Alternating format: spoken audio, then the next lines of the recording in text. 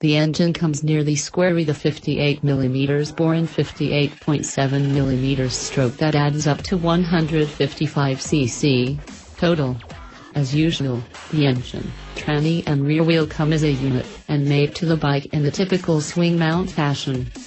The one-banger, water-cooled mill runs with fuel injection and transistor-controlled ignition, and provides a decent 81 miles per gallon, depending on load, riding style and altitude, of course.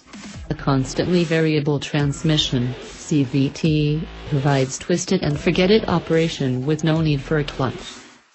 Performance is rather important, given that this scoot is meant for commutes that include freeway travel.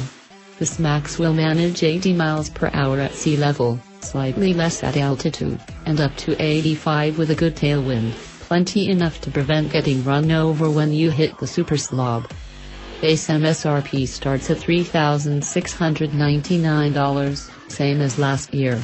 For 2016, you could get the SMAX in gunmetal gray or candy red color, though for 2017 and 2018, your only choice is Raven. Yamaha gives you a 12-year limited factory warranty on your new scooter.